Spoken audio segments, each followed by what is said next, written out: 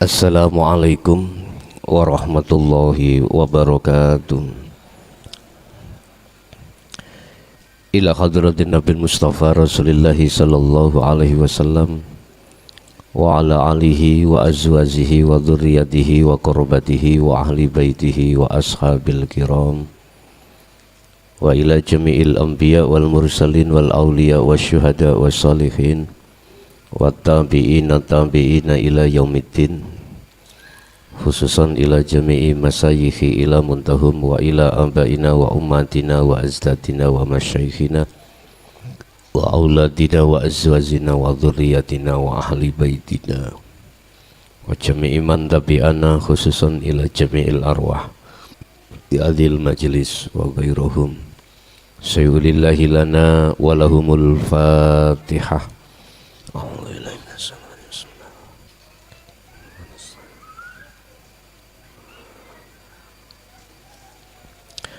Bismillahirrahmanirrahim. Bismillahi tawakkaltu ala Allah. La hawla wa la quwwata illa billahil aliyil azim.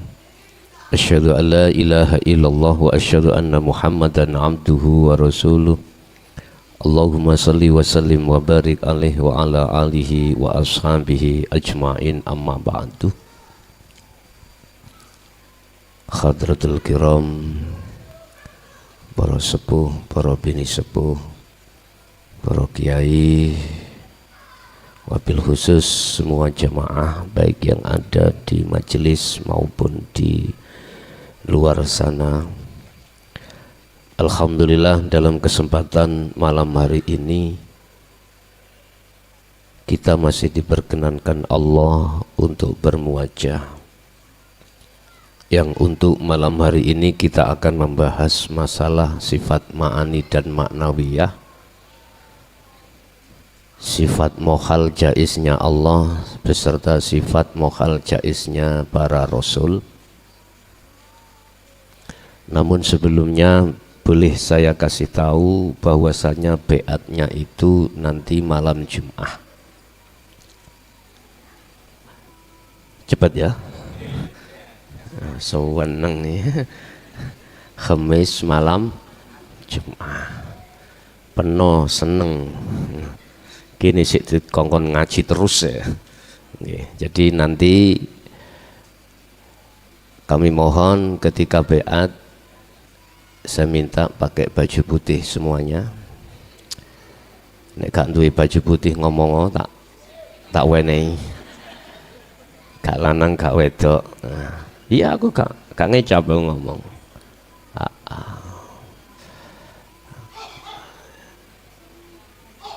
Dan boleh untuk jenengan pakai Yosua silahkan, pakai minyak wangi silahkan. Babalah cek koyok kuntul kabeh.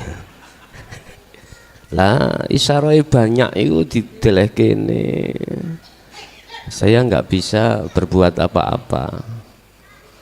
Kok umpama sing dideleh wedhus takon muda kabeh. Mengikuti mawon kula. Dan masalah petasan terakhir hari Kamis ya. Hari Kamis itu sudah terkumpul sing mau. Jadi gak wajib itu, gak wajib. Yang mau nanti untuk menyalakan ya malam Jumat bar beat itu. Dan nanti khusus bagi pemula terhitung kholwat Anda nanti setelah beat. Boleh di pondok bertahan sampai 40 hari 40 malam, paling gak betah. Boleh dilaksanakan di rumah, silahkan. Tak jamin sebelum 40 sampun dol. Enak toh nek dijamin? Penak pol. Walaupun Anda diletakkan di fana, yang jelas pasti bisa kemusyahadah. Walaupun diletakkan fana. Nanti untuk mencapai selanjutnya setelah 40 hari silahkan. Bapak Ibu hadirin jamaah rahimakumullah. kita masuk pada sifat ma'ani. Sifat ma'ani, di mana dalam sifat ma'ani itu ada 7 sifat wajibnya Allah. Pertama, kudrat, iradah, ilmu, khayan, apa terus? Kudrat, iradat, ilmu, hayat, sama, basor, kalam ya. 1 2 3 4 6 tu. Apa kudrat itu? Ini sifat yang berkenaan di dalam dirimu, kekuatan. Apakah kekuatan ada kalanya pada diri mata melihat, telinga mendengar, kekuatan jantung berdenyut, apapun pada dirimu, Anda harus masuk di dalam tajalli, bahwasanya kudrat itu kudratku Allah. Wis langsung aja. Kudrat itu kudratku Allah. Otomatis itu semua terkumpul di dalam rohaniyah jenengan, ditransferkan terhadap mata, akhirnya mata bisa melihat, telinga bisa mendengar, mulut bisa berbicara, apapun itu. Cuman etikanya Anda harus meletakkan kudrat itu ke kudratnya Allah, bahasa muraqabah, bahasa musyahadah, kudratku Allah. Paham ya? Oke. Lalu iradah, kehendak, kekarepan. Ini yang biasanya dibuat oleh nafsu, nafsiyah, sifat basariyah itu mudah jenengan kejebak. Mudah jenengan terjebak bahwasannya itu kekarepane, kehendaknya si hamba, baik dirinya maupun orang lain. Ini biasanya nafsu mudah lewat situ untuk ruhaniyahmu tidak menetapkan iradah, kehendaknya Allah. Satu contoh, anakmu nggudo ae, anak kita nggudo, kita susah untuk memandang bahwasanya itu kehendak Allah. Kita berbisnis, teman kita nyaur utang pisan gak disaur, utang lagi gitu ya. Awas, ini sering kita itu terjebak di situ, di dalam iradah, kehendak. Antisipasi dalam pengajian ini,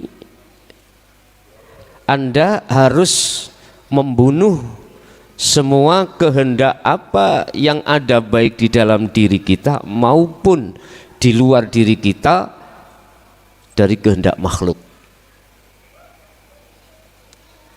Nah ini susah nih. Iya, kalau kehendak itu kelihatannya nyocoki lah gitu toh, gampang kita. Kalau nggak nyocoki terhadap hatimu, dibutuhkanlah yang namanya kesetiaanmu pada Allah. Sehingga mengapa ketika saat Rasul ketika ditampar pipi kiri diberikan pipi kanan, karena beliau melihat kekasih yang menampar, bukan makhluknya yang menampar. Abot cah iki, abot banget. Makanya nafsu itu sering menyolong, mencuri ya, mencuri hati itu di situ. Sering kali. Lah ini kalau tidak kita sering-sering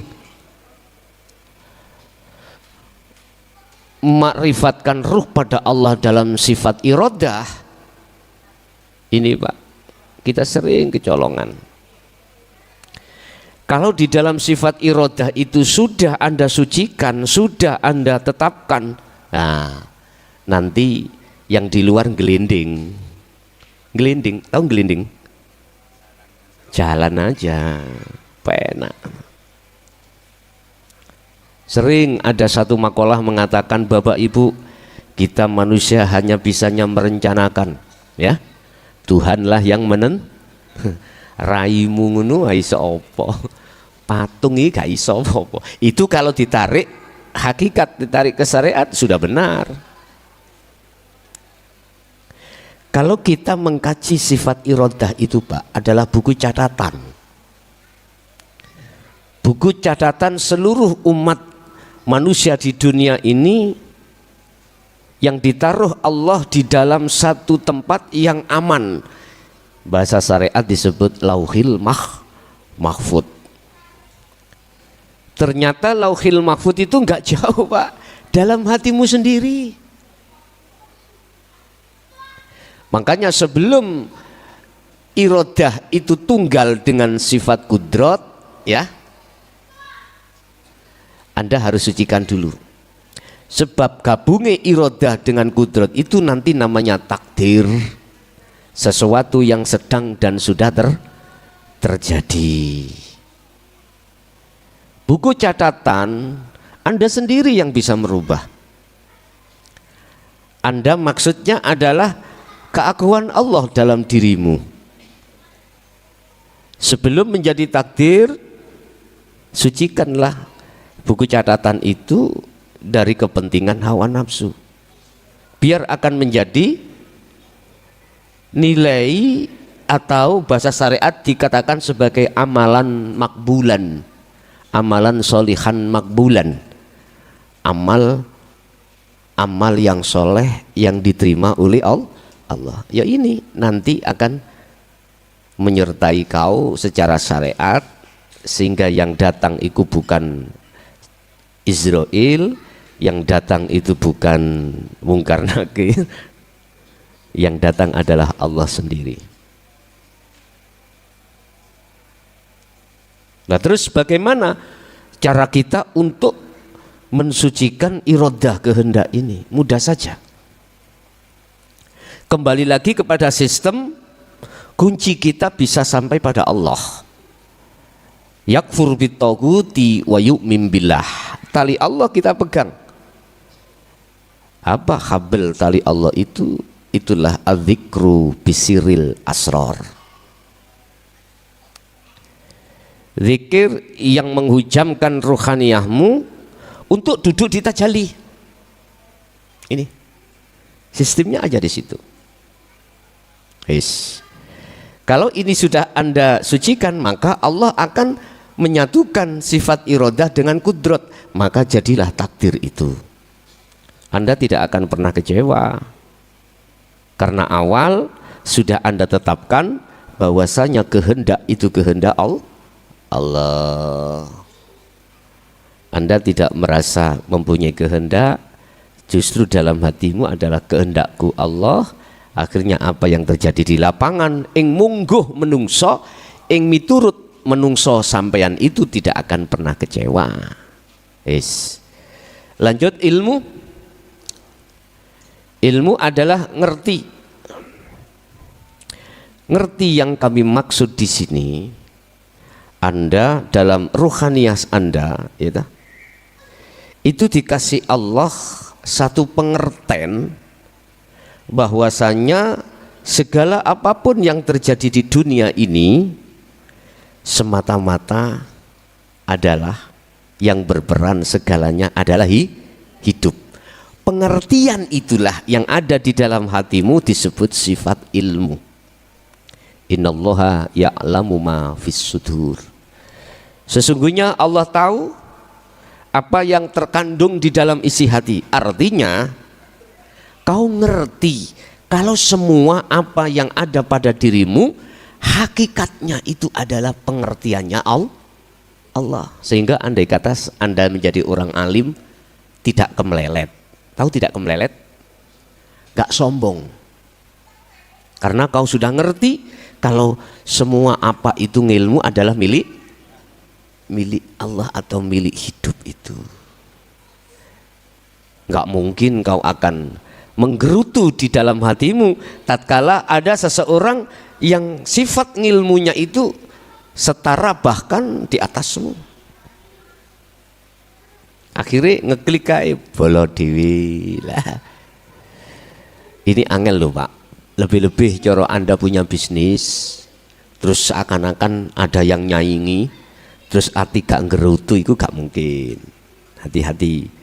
Kecuali bagi mereka yang sudah tertata sifat ilmunya ini dalam dirinya, dia tidak akan pernah ngerutu. Yes. Ilmu hayat hidup. Hidup yang tertuang di dalam ruh itu jadikan hidup. Jadi ruh jadikan itu hidup. Jangan ruh tetap menjadi ruh, jangan. Ini ada 4 faktor ya. Ruh akan fana dan menjadi hidup ada 4 faktor. Faktor pertama adalah zat, kedua sifat, asma dan af'al. Zat yang dimaksud itu adalah ruhaniyah dalam dirimu. Asma yang dimaksud di sini adalah nama insanul kamil. Sifat yang dimaksud di sini adalah wujudnya manusia. Af'al yang dimaksud di sini adalah semua pergerakan. 4 perkara ini akhadiyahkan menjadi satu, akhirnya disebutlah hayat adalah hidup. Caranya bagaimana? Jangan kau sebut ruh itu ruh. Jangan kau sebut sifat itu sifatmu. Jangan kau sebut asma iku asmamu, jangan kau sebut af'al iku af'almu. Gabungnya 4 perkara dengan cara Anda bertajalli. Kembali lagi sistemnya ada di sirul asror. Sampai ke fana'u dzikri barulah itu disebut hidup. Artinya Anda proses dari tahalli ke tajalli itulah nanti disebut hidup. Yes. Sama adalah pendengaran. Maha mendengar, kau ngerungokke suara apa wae. Kau mendengarkan suara apapun yang timbul dari luar masuk ke dalam, akhirnya telinga kamu mendengarkan sesuatu. Di sini ada 2 bisikan ya. Ada bisikan nafsu dan ada bisikan Allah. Anda harus bisa membedakan. Yang kau dengar suara apapun dikatakan bisikan nafsu, baik melalui jin ataupun nas manusia, manakala ruhaniyahmu itu duduk di taholli. Otomatis kalau sudah duduk di taholli, kau menuduh bahwasanya suara yang masuk itu adalah suaranya makhluk. Ini bisikan nafsu. Apapun bentuknya bisikan itu. Yang kedua, bisikan Allah. Boleh dikatakan bisikan itu adalah warid minallah. Ini dikatakan dari Allah al-haq, manakala ruhaniyahmu itu bisa menerobos terhadap yang paling halus di dalam suara itu. Siapa? Hidup. Gampang ya? Oke, kudu sampean praktek no sa isa-isane. Basor, peningal, mata kau melihat apapun. Mata kau melihat apapun. Lihatlah yang paling halus di situ. Dengan basirohmu melihat yang halus, dengan basariahmu melihat yang kasar. Lihatlah Allah yang halus itu dan lihatlah Allah yang kasar itu. Muhammad, ini berarti kita langsung masuk di dalam syahadat esa. Syahadat tunggal. Paham ya? Yes. Terakhir kalam. Ya, kawalis pol. Jenenge patas. Kalam. Kalam adalah ucapan. Siapa yang mengucap? Ini. Di dalam sifat kalam itu ada nufus, nafas, anfus, tanafus. 4 perkara ini yang mulai dari akal turun ke hati, nufus, naik lagi ke tenggorokan, anfas, terus ke mulut, nafas, akhirnya disitulah akan jadi kalam. Artinya gini Pak, apapun yang ditimbulkan dari apapun itu, bah melalui suara, bah melalui macam-macam, nanti akan mengucapkan satu kalam. Lah kalam ini kalau ruhaniyahmu itu betul-betul duduk di tajalli, maka inilah yang disebut kalamullah, kalami Allah. Apapun bentuk kalam itu disebut kalamullah. Keadaan ruhaniyahmu itu estu Pak, estu di dalam apa? Di dalam tajalli mutlak pada Allah. Pun iki sifat ma'ani, sehingga ketika Anda berkalam, ruhaniyah duduk di tajalli, maka kalammu itu adalah kalamullah. Wis iki gak iso diterima cara wong syariat lho ya. Gak iso. Sebab wong syariat itu yang disebut kalamullah itu yang ada pada zaman sekarang yang berupa Al-Qur'anul Karim. Paham ya? Oke, lanjut. Sifat maknawiyah.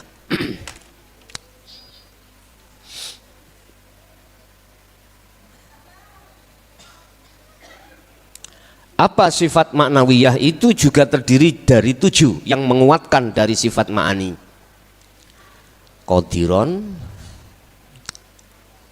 Qadiron, muridan, aliman, hayyan, sami'an, basiron, ya, basiron, mutakaliman.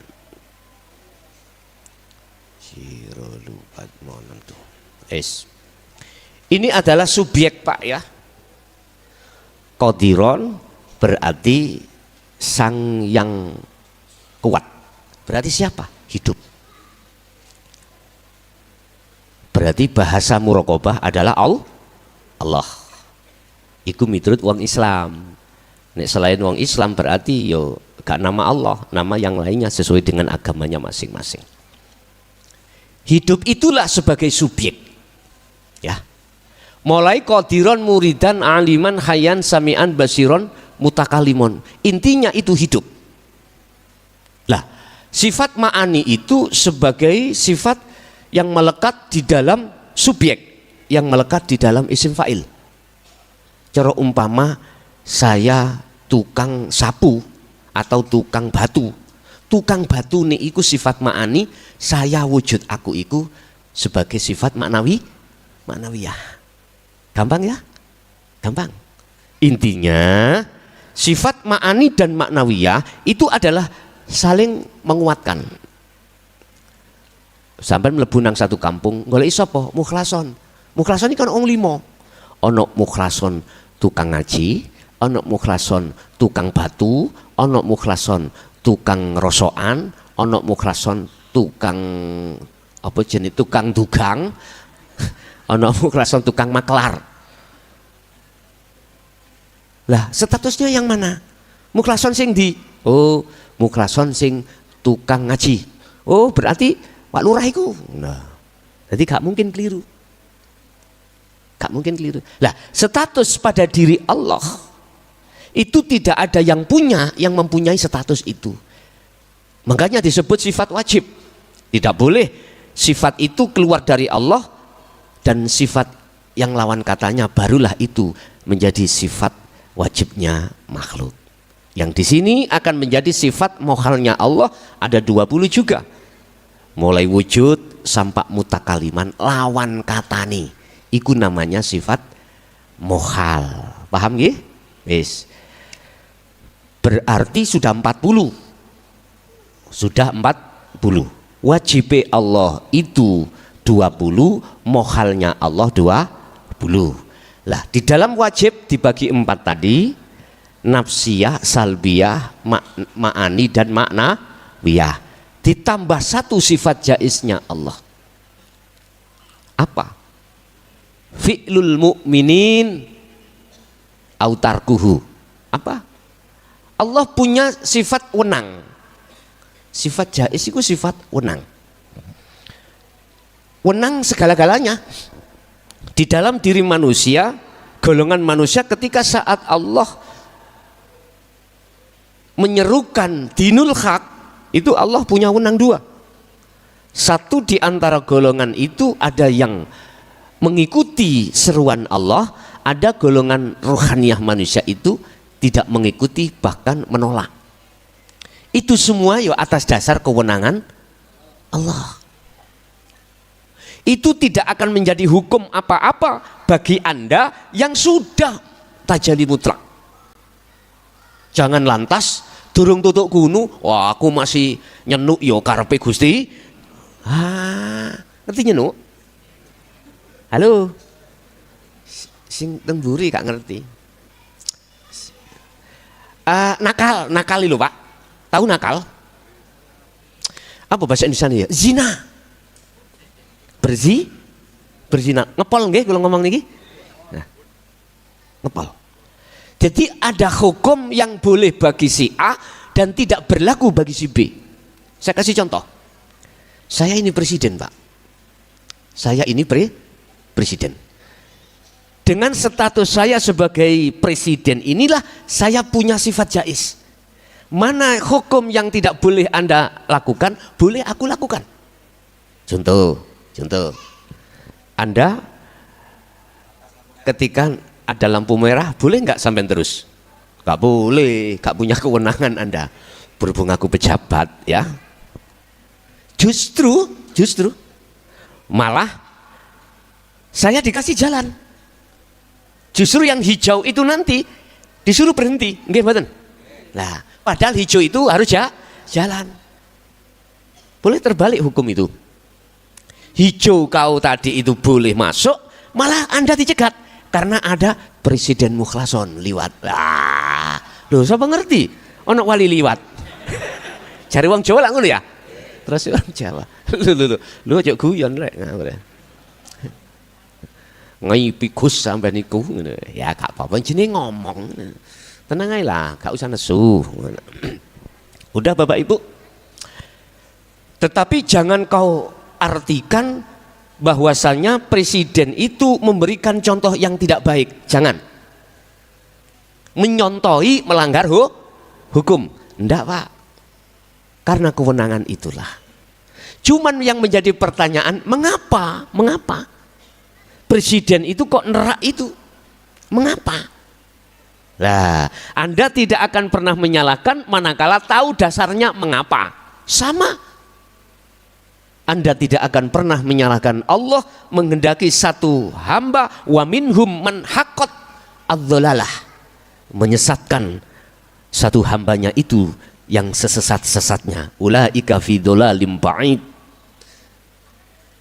Memang kalau dikembalikan semua itu kehendak Allah. Apa kata aku? Kata Allah. Seenakku.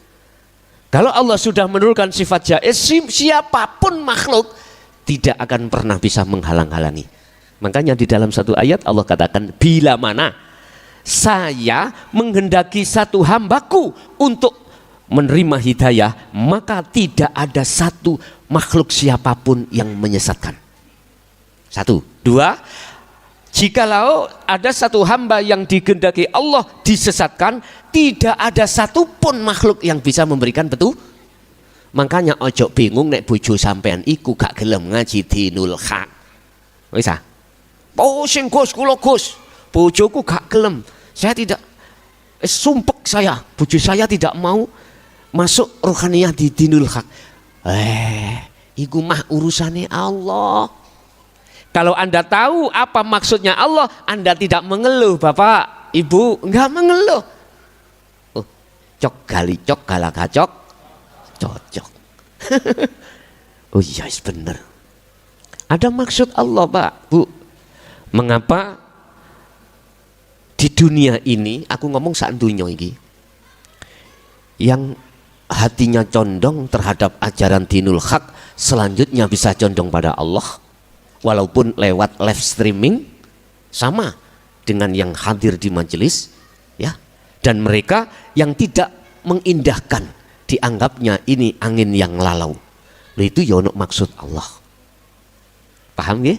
Wis nek koyok ngono, kalau seperti itu jangan mudah Anda berkeluh kesah gara-gara orang dekat kita itu belum condong ruhaniyahnya pada Allah. Ngarano ngeribeti perjalamu inggo. Bon. Itu sifat jaiznya Allah berarti sudah jumlahnya 41. Yang 9 itu yang bagaimana? Itu ada sifat wajibnya para rasul, para nabi, para rasul. Termasuk di situ adalah sidik, tabligh, amanah, dan fatonah. Tetanda itu adalah Rasulullah, utusannya Allah. Iki aku tak ngomong sih bahasa syariat dulu, biar nggak dipecucui wong syariat itu. Oh, wong ngaji dipecucui ya. Oke, dulur. Biar ada keseimbangan antara hukum syariat dan hakikat. Oke, tak lihat dari sisi syariat dulu. Sidik adalah benar. Temen, cara orang itu gak mudah berbohong. Bahasa syariat terkait masalah apa yang ada kaitannya dengan kemakhlukan. Wes, iku sidik. Tabligh adalah menyampaikan, ya, menyampaikan apa? Risalah, menyampaikan apa yang menjadi perintah Allah. Iki bahasa syariat, berarti apa perintah Allah? Hanya satu. Para rasul seluruh dunia mulai zaman Nabi Adam sampai Nabi Muhammad itu satu tujuannya itu apa? Ani butullaha waztanibut. Tinggal terserah Anda mengartikan ayat ini dari sisi syariat apa hakikat, terserah. Beliau itu ndunungno, membetulkan penyembahan umat yang pada saat itu sama tersesat. Bahasa syariat berarti podo nyembah berholo, gitu loh. Akhirnya dengan ajaran setiap rasul itu meluruskan, membenarkan bagaimana Anda itu bisanya menyembah Tuhan dengan benar bagaimana. Nah, ini kalau kita tarik di dalam dunia hakikat berarti urusan ruhaniyah. Kalau urusan ruhaniyah berarti bukan batu, bukan reco, ya, yang dimaksud berhala itu bukan. Ternyata apa yang menjadikan rohaniyahmu jatuh cinta pada selain hidup itulah yang disebut tauhid. Yes, tabligh. Terus yang ketiga, sifat wajib Rasul, amanah. Amanah itu apa? Amanah adalah Anda iku mang tak lebokno hakikat dhisik. Hakikate sidik itu apa? Hakikate tabligh itu apa? Sidik itu nggak pernah bohong, artinya yang hak dikatakan hak, yang batil dikatakan batil. Pandangan hakikat hidup itu. Sementara tabligh itu Anda harus berani mengatakan kebenaran itu di tengah-tengah umum. Resiko loh Pak ya, resiko. Tinggal Allah nanti merasulkan sampai itu di tahapan tabligh, apakah hanya satu keluarga anak istri aja? Minimal di situ. Sebab Allah katakan ku anfusakum wa ahlikum naro. Jagalah dirimu dan keluargamu dari siksa api neraka. Siksanya ruhaniyah ketika saat di dunia ini panas, sakitnya di dalam hati. Terserah. Tabligmu itu nanti Kalau Anda ini secara hakikat mengerti tentang kerasulan, berarti wajib Anda menyampaikan terhadap anak dan istrimu. Urusan anak, istri, suami, saudara, bahkan umat menolak, itu bukan urusan lu. Kata Allah, urusan gue itu. Paham ya? Nah, itu bukan urusan kita. Sebab semua rasul illal balagul mubin, hanya diperintahkan untuk menyampaikan yang hak. Contoh, sapa sing ngadan mang? Allah. Wani ya men? Sing masak siapa kok penak? Allah. Sing gawe jangan tewele kok sak kebo-kebo. Gak iso cilik-cilik ngono. Kok gede-gede. Iya nek untune untu rangah lah, untuk pasangan iso mencetat. Berani mengatakan Allah? Yun sewu Bapak, ada dua alternatif. Boleh kau mengatakan, oh arek pondok, tapi ruhaniyahmu harus ada di al-haq. Siapa yang tanya? Gereten anjur kamar. Tak proses yo. Kalau nggak ada Allah di dalam arek pondok iku mang, yo gak iso. Masak bahkan jangan tewele sak kebo. Kula nggih lagi niki mangan jangan tewele sak gegem. Ya wis tak pangan ae. Saya makan ae yo. Yo enak ae wane. Jadi jangan kau kemalan itu apa? Terbiasa melihat makhluknya. Biasakanlah ruhaniyahmu itu melihat Allahnya. Kalau melihat makhluknya, ruhaniyahmu, basirahmu, jelas gedumel kau. Apa gedumeli? Lah iya gak iso masak apa piye? Bagaimana ini masak kok ya tewele sak gegem? Rek ngerti yo, mungkin sing ngirisi iku wis capek. Wis. Paham ya? Oke. Alternatif dua, langsung kau jawab hak sing ana njero kok gawanan jaba. Allah sing ngirisi tewel. Guncang Pak. Inilah mengapa ketika saat Nabi Musa ingin tahu wajah Allah, disuruh untuk melihat gunung. Hancur dan semaput dia, fana lah semuanya. Udah.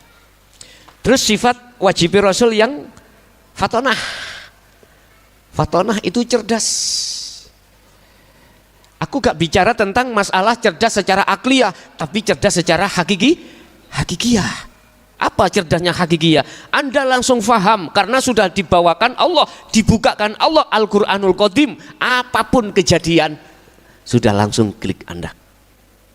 Ternyata itu karena secara ilmiah kebiasaan Anda melantunkan zikir itu yang tidak putus. Wis. Sing papat lagi adalah sifat mokhalnya Rasul, kebalikannya tadi.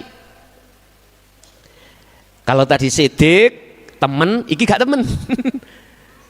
Bohong ae. Yang kedua tablek, kebalikannya tablek, njegideg. Bahasanya Indonesia njegideg ya apa? Diamai. Padahal Anda secara hablum minanas punya tanggung jawab anak istri. Makanya saya kurang setuju Pak. Mohon maaf ya, gak menyalahkan. Kurang setuju tok nih, kurang setuju.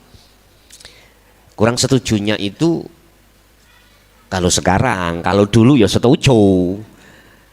Ketika para masyayikh kita dulu Pak ya, gaya penyampaian dinul haq dipoles Pak. Dipoles sehingga yang keluar itu adalah isyarah atau kinayah atau bahasa sanepan. Itu yang membuat kita sebagai murid kejungkel-jungkel. Tahu kejungkel-jungkel? Bahasa Indonesia kejungkel-jungkel. Kesulitan. Subhanallah. Tapi untuk zaman sekarang saya kurang sepaham. Nek dulu oke lah. Nek sekarang kurang sepaham. Karena sudah masuk di dalam tahun yang telah ditetapkan Allah 2014. Wis gak jamane isaroh sakniki nggih, jamane terang terang-terangan. Buka di dalam surat Al-Hijr ayat 94 sampai 99. Bagaimana caranya Rasulullah ketika saat mentablekkan dinul haq itu bagaimana? Itu dijawab. Al-Hijr ayat 94 sampai 99. Pertama, beliau dengan terang-terangan. Kedua, beliau itu mengalami satu kejadian rohaniahnya itu sempit, dikarenakan banyak di antara umat itu menolak. Akhirnya ditegur Allah, Mat, jangan sempit hatimu, karena semuanya di situ ada kehendak sifat jaizku. Akhirnya beliau kembali pada Allah lagi, santai. Kalau sudah itu diterima, diamalkan, sampai kapan beliau mengamalkan dinul haq? Dalam kurung, kholwat ini sampai kapan? Sampai mati, Bu. Mengapa ada bahasa 40 hari? Itu adalah sebagai setrat aja jenengan, biar mudah nanti terlepas 40 hari. Sebetulnya kholwat zuhud itu sampai mati. Al-Hijr ayat yang 99 terakhir diterangkan seperti itu. Wis, harus sampaikan. Tapi Anda menyampaikan itu tetap melihat apakah Allah sudah meletakkan ketablekan jenengan belum. Sifat wajib Rasul tablek menyampaikan belum. Pasti itu di situ nanti dalam ruhaniyah sampean digerakkan Allah lewat sifat irodahnya. Akhirnya sampean menyampaikan, entah nang teman dekat atau siapapun, itu pasti Pak, pancaran irodahnya Allah itu di dalam hati panjenengan pasti Anda sampaikan. Terus sifat mukhalnya Rasulullah lawani yang ketiga, amanah, berarti khianat kita. Ya, kalau kita bicara bahasa syariat kesuwen, moh wis syariat wis ngerti dewi kau khianat ya, khianat iku ya apa? Secara ruhaniyah ya. Kalau menyentuh khianat secara syariah masih tersinggung, jenengan tersinggung. Manusianya syariah banyak yang tersinggung. Ibu umpama dikasih bapaknya itu blonjo uang bulanan, Bu tolong diwet-wet. Tahu diwet-wet? Nah, jangan pernah digunakan jikalau tidak urgent ya, jikalau tidak penting. Wis, Ibu jangan pernah keluar rumah ya, di dalam aja, nanti banyak fitnah. Wis, lah nanti kalau belonjo gampang kan, sekarang kan sudah bisa Pak, lewat apa Grab itu, apa enggak Grab itu, GoFood ya, yus arane yus gula, aku gak ngerti belas, aku SD gak lulus masalah. Kan datang sendiri tuh nanti. Nah, tinggal kita membayarnya cash ataupun lewat opo gunung Bu, opo gak ngerti aku. Ono sing bahasa tutul-tutul ning lho, HP ditutuli, barangnya teko kok gak dibayar, ternyata sudah dibayar lewat HP mang. Kan bisa. Lah, kadang-kadang kita sebagai seorang istri dipesani seorang suami ditinggal kerja, kita keluar. Nah, kita ngomong bahasa syariat ya, kita keluar. Kecuali suami tidak berpesan, Bu masih sampai metu sak metu belakrak karepmu Bu, wis nonggo-nonggo sak karepmu. Kecuali suami bilang seperti itu. Lah ini ndak, suami bilang jangan keluar rumah apapun alasannya. Bahkan ini diceritakan dalam salah satu sahabat Rasul. Waktu dipanggil Rasulullah untuk berperang, beliau disuruh Rasulullah untuk pamitan sama istrinya. Dan disitulah beliau sang suami berpamitan dan meletakkan pesan, Ibu jenengan jangan keluar rumah sebelum kami datang pulang dari peperangan. Nggih Kang Mas. Setelah beliau berangkat perang, ada utusan dari orang tuanya si istri mengatakan bahwasanya diperintahkan orang tuanya karena orang tuanya sakit. Bilang apa? Maaf Mbak atau Mas, suami saya tidak memperbolehkan saya keluar rumah sebelum suami saya pulang. Oh ngoten. Laporlah si utusan itu terhadap orang tuanya. Kemudian suatu saat orang tuanya sudah sakit keras alias nazak ya, cara saiki nazak, ICU Utusannya diperintahkan ke anaknya tadi untuk pulang melihat orang tuanya nazak atau sakit keras. Sama jawabannya, bahkan yang terakhir orang tuanya sudah meninggal. Tetap tidak mau. Karena konsekuensi dengan amanah tadi. Nek coro orang sini bagaimana? Anak durhaka nggih? Disebut anak durhaka gitu ya?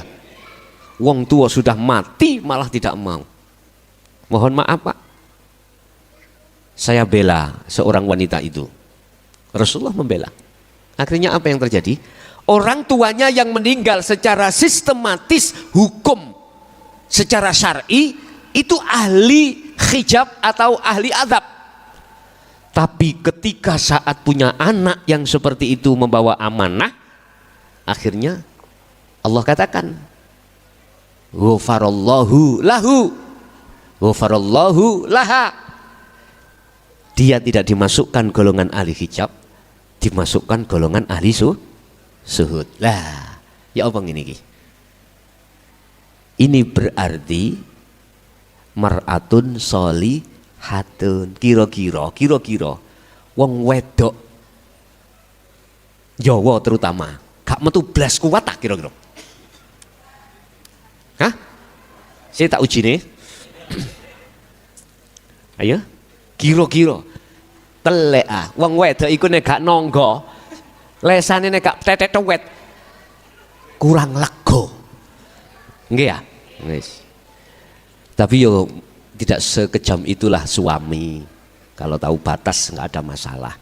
Nek sampean pingin memang betul-betul untuk tidak keluar rumah, nanti ayo 40 hari 40 malam. Nanti bojo sampean sawan nang tambahan. Sawan nang. Lah piye ibuke sing kholwat wis gak tahu gelem masak, gak gelem mbah diwakilno nang liyane. Ngoten. Pun. Yang terakhir adalah sifat mokhalnya Rasul fatonah, lawani fatonah. Nek tadi cerdas, iki enggak kempel, ya. Aku enggak bicara secara akal, tapi ruhaniah. Artinya apa? Kalau itu betul-betul jenengan sudah membawa sifat papat mang kerasulan wajib, maka sampean iki ketika saat apapun yang terjadi, hati langsung klik datang Allah. Datang Allah. Mboten kempel, bulet, mboten. Ruhaniyah langsung condong terhadap Allah. Paham semua itu, innalillahi wa inna ilaihi rajiun. Terakhir yang nomor 50 adalah sifat jaiznya Rasul dan Nabi. Sama dengan kita. Kita makan, Rasulullah ya makan. Kita minum, Rasulullah ya minum. Kita nikah, Rasulullah ya nikah. Sama, itu maksudnya sifat jaiznya. Bapak Ibu, sehingga saya simpulkan dari aqaid 50 iku gitu, ada dua, ilahiyah dan atau rububiyah atau situ ya apa? Nubuwah ya.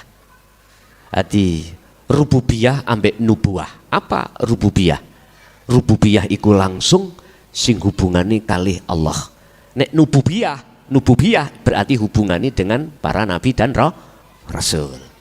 Sekarang dua itu tak cecep dadi siji. Dua itu tak ringkes dadi siji. Itulah yang kami maksud Anda duduk la ilaha illa ana. Udah. Jelas? Bapak Ibu hadirin jamaah rahimakumullah. Sifat itu, sifat wajib Allah itu tertuang di dalam diri Anda masing-masing.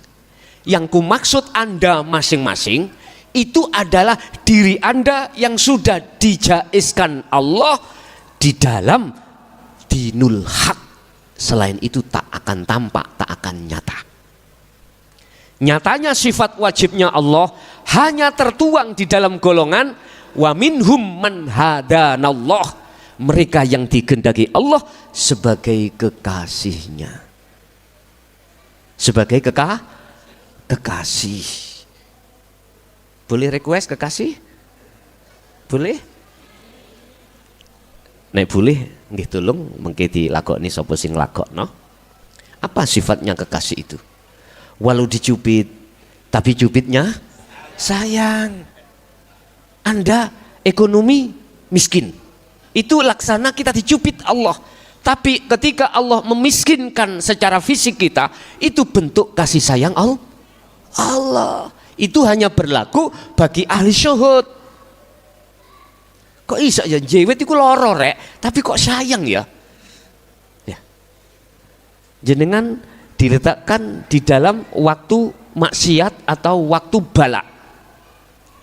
Itu dikatakan kekasih Allah. Akan tidak terasa sakit di dalam dirimu.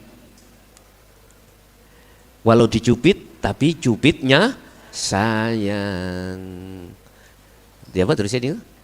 Dinanana an kekasih ya iku kok pun Bapak Ibu apa judul iku mang kekasih ya iku mang lirike iku mang terus pun Bapak Ibu hadirin jamaah rahimakumullah cukup semeneai aqaid seket yang sudah kami jelaskan secara patas. Untuk selanjutnya besok hari Rabu Hamis kita tinggal 2 hari pertemuan untuk langsung gaspol rempol ya. Nanti urusan blong urusan Gusti Allah ngono lho ya.